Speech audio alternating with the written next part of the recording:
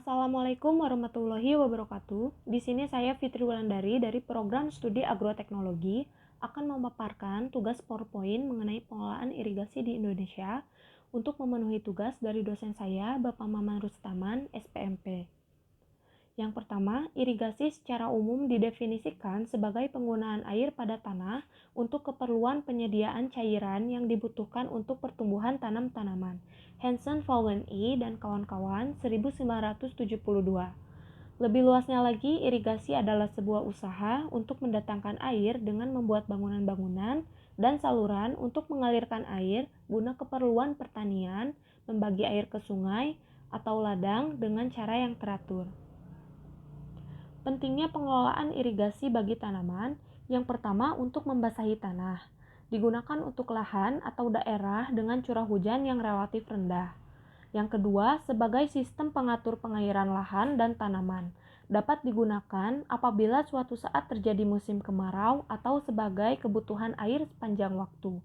Yang ketiga, untuk menyuburkan tanah dan penyedia unsur hara tanaman, dengan mengalirkan air dan lumpur yang mengandung unsur hara. Yang keempat, untuk mendinginkan tanah dan atmosfer, menciptakan lingkungan yang sejuk bagi tanaman. Yang kelima, untuk menyediakan jaminan panen pada musim kering atau kemarau panjang. Karena dengan adanya irigasi masuk dan keluar, air bisa diatur sesuai dengan kebutuhan tanaman. Yang keenam, untuk mencuci tanah, yaitu mengurangi garam yang ada di dalam tanah. Pentingnya pengelolaan irigasi di Indonesia bagi peningkatan produksi pertanian. Upaya swasembada pangan di Indonesia terkendala oleh ketidakseimbangan antara laju perkembangan penduduk dengan rendahnya peningkatan produksi. Terbatasnya pertambahan luas tanaman pangan, meningkatnya alih fungsi lahan, dan terbatasnya ketersediaan serta pemanfaatan air untuk irigasi. Supriyadi dan kawan-kawan 2018. Salah satu peran irigasi dalam peningkatan produksi pertanian ini sejalan dengan target Indonesia menjadi lumbung padi dunia pada 2045. Irigasi menjadi kunci dalam peningkatan produksi sebagai penyedia air, sehingga padi bisa ditanam kapan saja dan peningkatan produksi padi bisa dilakukan kapan saja. Investasi irigasi kecil termasuk irigasi pompa dapat dipandang sebagai salah satu peluang untuk meningkatkan intensifikasi, ekstensifikasi, dan diversifikasi pertanian guna menunjang ketahanan pangan rumah tangga petani lokal dan tingkat nasional. Purwoto dan kawan-kawan 1999. Hal yang bisa dilakukan oleh pemerintah dalam mengelola irigasi yaitu mengambil air dari sumbernya langsung, diverting, mengalirkan air dari sumber ke lahan pertanian, conveying, mengarahkan air ke tanaman, distributing, mengatur dan mengukur, regulating and measuring. Dengan demikian, lahan pertanian yang tidak terjangkau waduk dan bendungan masih bisa mendapatkan air irigasi, sehingga kapasitas air yang tersedia makin tinggi dan bisa untuk mengaliri lahan, sehingga bisa meningkatkan produksi pertanian. Kondisi infrastruktur irigasi Indonesia. Indonesia memiliki 7,3 juta hektar lahan irigasi pertanian. Namun, sebagian lahan rusak. Kondisi infrastruktur irigasi pertanian bisa dibilang memprihatinkan.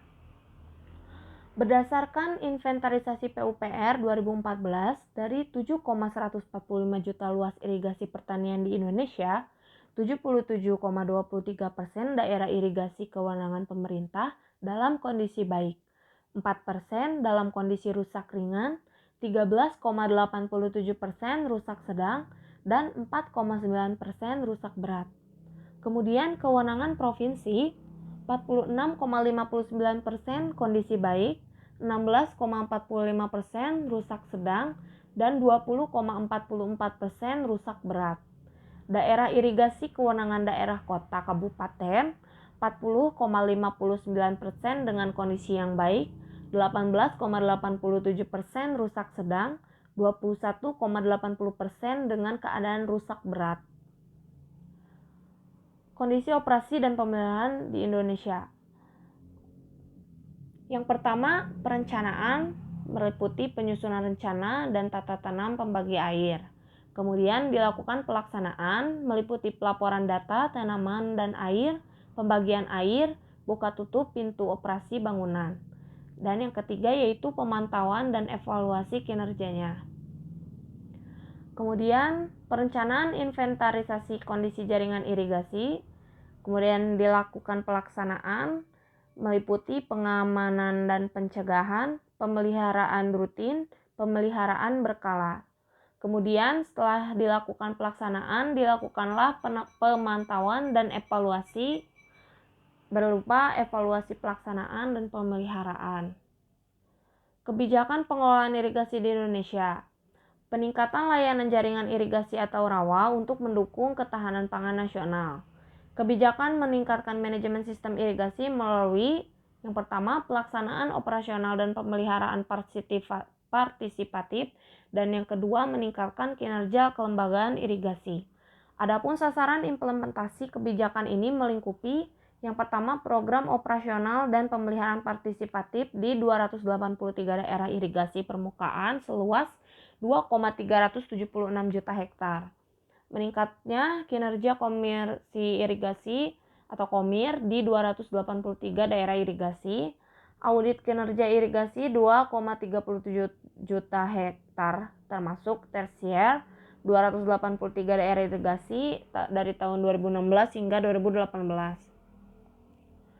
Kemudian kebijakan meningkatkan keandalan jaringan irigasi melalui yang pertama, membangun, meningkatkan, dan merehabilitasi jaringan irigasi. Yang kedua, meningkatkan dukungan terhadap keandalan jaringan irigasi, kewenangan daerah melalui dana alokasi khusus. Yang ketiga, sinkronisasi program dengan Kementerian Pertanian tentang cetak sawah tersier. Adapun sasaran implementasi kebijakan ini yaitu pembangunan jaringan irigasi baru seluas 1 juta hektar, rehabilitasi jaringan irigasi seluas 3 juta hektar, terlaksananya operasional dan pemeliharaan sumber daya air yang prima tahun 2025, operasional dan pemeliharaan keandalan air, pengolahan irigasi sumber daya manusia, kelembagaan sistem informasi, pembiayaan operasional dan pemeliharaan infrastruktur, pemanfaatan sumber daya air, pendanaan operasional dan pemeliharaan. Kemudian tersedianya DAK atau dana alokasi khusus irigasi sesuai dengan kebutuhan nyata. Dan yang terakhir, terlaksananya cetak sawah dan jaringan tersier pada jaringan utama terbangun.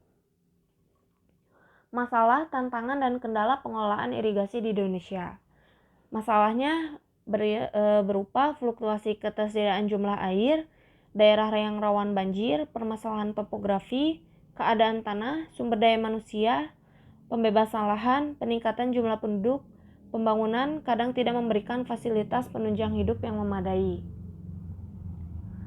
Kemudian tantangannya yaitu ancaman keberlanjutan daya dukung sumber daya air, ketidakseimbangan pasokan dan kebutuhan, kemudian menurunnya kemampuan penyediaan air, meningkatnya potensi konflik air, kurang optimalnya irigasi, meluasnya abrasi pantai, lemahnya manajemen, dan rendahnya kualitas pengolahan data dan sistem informasi.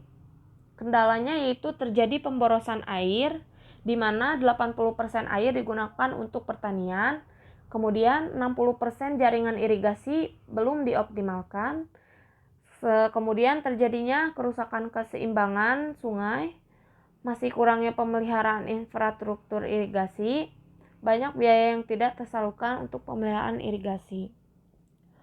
Solusi bagi peningkatan pengelolaan irigasi di Indonesia yaitu dengan cara meningkatkan peran P3A untuk menunjang ketersediaan air, kemudian pengelolaan irigasi secara partisipatif, support atau dukungan dari para masyarakat sekitar untuk menjaga kondisi infrastruktur irigasi, merawat infrastruktur irigasi, kemudian kerjasama dari masyarakat dengan para pemangku kepentingan atau stakeholder, dan menunjuk tim khusus untuk mengawasi penyaluran biaya untuk pengelolaan irigasi, dan yang terakhir peran pemerintah harus lebih ditingkatkan lagi.